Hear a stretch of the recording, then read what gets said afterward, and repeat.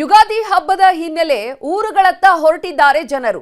ಬೆಂಗಳೂರಿನ ಕೇಂದ್ರ ಭಾಗದಲ್ಲಿ ಫುಲ್ ಟ್ರಾಫಿಕ್ ಜಾಮ್ ಉಂಟಾಗಿದೆ.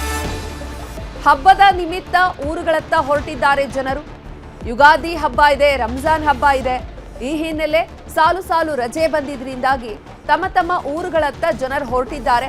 ಬೆಂಗಳೂರಿನ ಕೇಂದ್ರ ಭಾಗದಲ್ಲೇ ಟ್ರಾಫಿಕ್ ಜಾಮ್ ಹೆಚ್ಚಾಗಿದೆ. ಮೆಜೆಸ್ಟಿಕ್ಗೆ ಸಂಪರ್ಕ ಕಲ್ಪಿಸುವಂತಹ ಮಾರ್ಗಗಳು ಯಾವುದಿದೆ ಆ ಎಲ್ಲ ಮಾರ್ಗಗಳಲ್ಲೂ ಕೂಡ ಕಿಲೋಮೀಟರ್ ಗಟ್ಟಲೆ ಟ್ರಾಫಿಕ್ ಜಾಮ್ ಉಂಟಾಗಿದೆ. ಕಿಲೋಮೀಟರ್ ಗಟ್ಟಲೆ ವಾಹನಗಳು ಸಾಲಾಗಿ ನಿಂತಿದೆ. ಗಂಟೆಗಟ್ಟಲೆ ಟ್ರಾಫಿಕ್ನಲ್ಲಿ ಸಿಲುಕಿ ಸವಾರರು ಪರದಾಡಿದ್ದಾರೆ. ಮೆಜೆಸ್ಟಿಕ್ ಸೇರಿದಂತೆ ಸುತ್ತಮುತ್ತಲೂ ಕೂಡ ಫುಲ್ ಟ್ರಾಫಿಕ್ ಉಂಟಾಗಿದೆ. ಮಳೆ ಬಂದ್ರೇನೆ ಸಾಮಾನ್ಯವಾಗಿ ಟ್ರಾಫಿಕ್ ಜಾಮ್ ಉಂಟಾಗುತ್ತೆ. ಇತ್ತ ಒಂದ್ ಕಡೆ ಮಳೆ ಬೇರೆ, ಹಬ್ಬಕ್ಕೆ ಎಲ್ಲರೂ ಕೂಡ ಊರಿಗೆ ಹೋಗಬೇಕು ಅಂತ ಹೊರಟಿದ್ದಾರೆ. ಈ ಕಾರಣದಿಂದಾಗಿ ನೋಡಿ ವಿಜುವಲ್ಸ್ ಅಲ್ಲಿ ಗಮನಿಸ್ತಾ ಇದ್ದೀವಿ, ಕಿಲೋಮೀಟರ್ ಗಟ್ಟಲೆ ಟ್ರಾಫಿಕ್ ಜಾಮ್ ಉಂಟಾಗಿದೆ.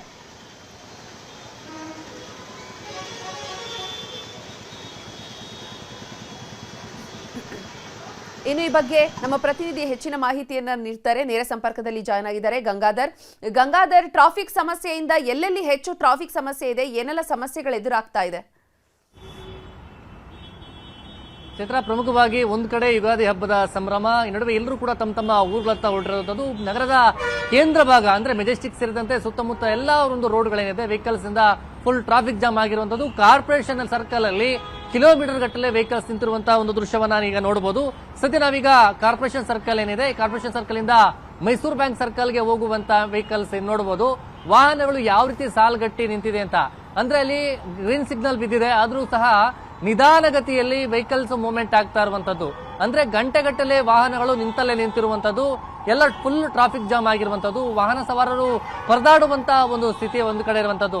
ಒಂದ್ ಕಡೆ ಈಗ ಕಾರ್ಪೊರೇಷನ್ ಸರ್ಕಲ್ ಸೇರಿದಂತೆ ನಗರ ಮೆಜೆಸ್ಟಿಕ್ ಸಂಪರ್ಕ ಮಾಡುವಂತ ಎಲ್ಲಾ ರೋಡ್ಗಳೇನಿದೆ, ಎಲ್ಲಾ ರೋಡ್ಗಳು ಸಹ ಟ್ರಾಫಿಕ್ ಜಾಮ್ ಅಲ್ಲಿ ಸಿಲ್ಕೊಂಡಿರುವಂತದ್ದು. ಅದೇ ರೀತಿಯಾಗಿ ಪ್ರಮುಖವಾಗಿ ಕಾರ್ಪೊರೇಷನ್ ಸರ್ಕಲ್ ಏನಿದೆ, ಒಂದ್ ಕಡೆ ಟೌನ್ ಹಾಲ್ ಕಡೆ ಬರುವಂತ ರೋಡ್ ಏನಿದೆ ಸಂಪೂರ್ಣವಾಗಿ ಟ್ರಾಫಿಕ್ ಮಯವಾಗಿರುವಂತದ್ದು.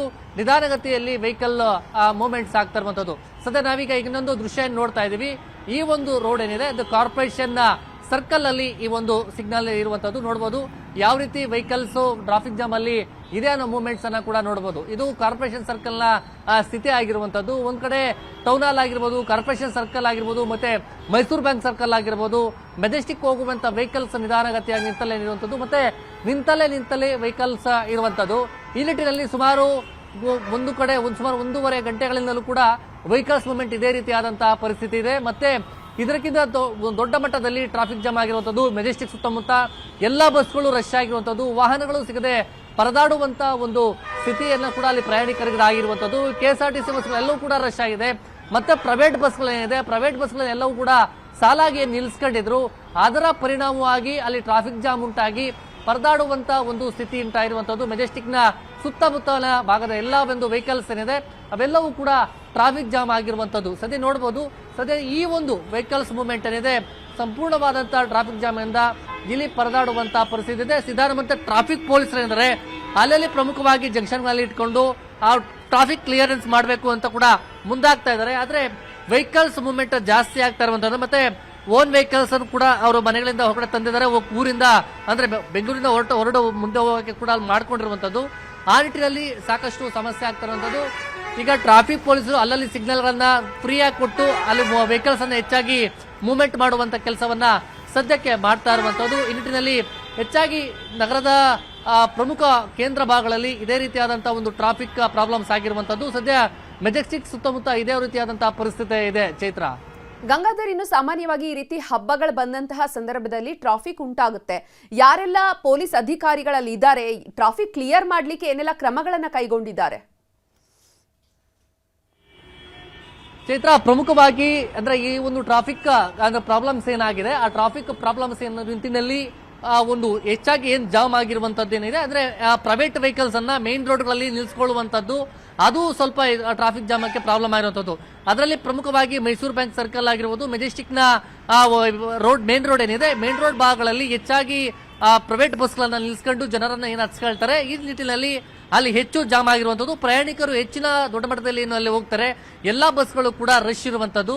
ಈ ನಿಟ್ಟಿನಲ್ಲಿ ಮೂವ್ಮೆಂಟ್ ಸ್ಲೋ ಮೂವ್ಮೆಂಟ್ ಅಲ್ಲಿ ಆಗ್ತಾ ಇದೆ. ಈ ನಿಟ್ಟಿನಲ್ಲಿ ಟ್ರಾಫಿಕ್ ಪೊಲೀಸರು ಈಗ ನಿನ್ನೆ ಅವರು ಎಲ್ಲ ಕೂಡ ಅಲರ್ಟ್ ಮಾಡಿದ್ರು. ಟ್ರಾಫಿಕ್ ಪೊಲೀಸರು ಅಲ್ಲಲ್ಲಿ ಜಂಕ್ಷನ್ಗಳಲ್ಲಿ ಮೇನ್ ಜಂಕ್ಷನ್ ಏನಿದೆ ಅವೆಲ್ಲವೂ ಕೂಡ ಅಲ್ಲಿ ನಿಂತ್ಕೋಬೇಕು, ಟ್ರಾಫಿಕ್ ಕ್ಲಿಯರ್ ಮಾಡಬೇಕು ಅಂತ ಕೂಡ ಹೇಳಿದ್ರು.